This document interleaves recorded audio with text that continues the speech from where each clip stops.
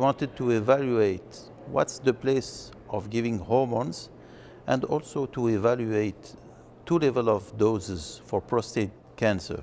It's a randomized 3-arm study. The first arm was short-term androgen deprivation therapy for 6 months, dose of 70 gray to the prostate, which is quite a low dose today. The second arm is short-term androgen deprivation therapy for 6 months and a higher dose of prostate radiotherapy at 76 gray.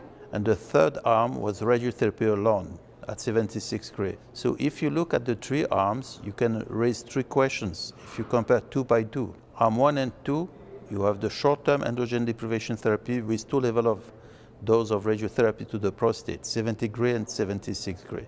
So the question is, if you give 76 gray to the prostate, can you lower the dose from 76 to 70 gray if you give 6 months of androgen deprivation therapy? If you compare 2 and 3, if you give 76 gray of radiotherapy to the prostate, is it necessary to add 6 months of androgen blockade?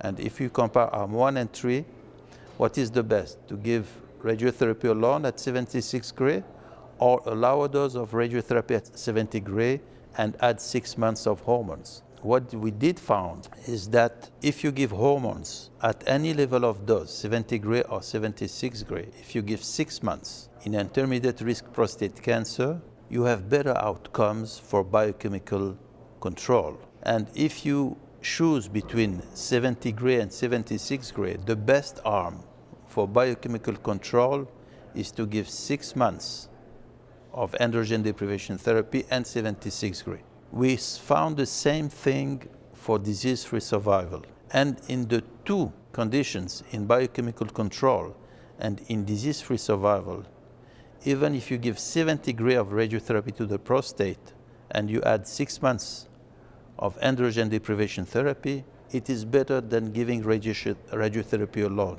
The winner is the biggest treatment, is the 6 months and the higher dose of radiotherapy. What we did found also, even if you have a better control of biochemical failure, a better disease-free survival, there is no impact on overall survival. The reason is we have very few deaths due to prostate cancer, and also we have 6 deaths related to prostate cancer.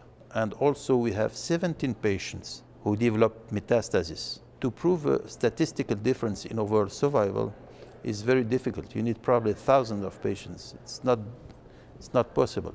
But what we can say, you have a better control of the disease, but at that time we didn't see any difference in overall survival between the 3 groups.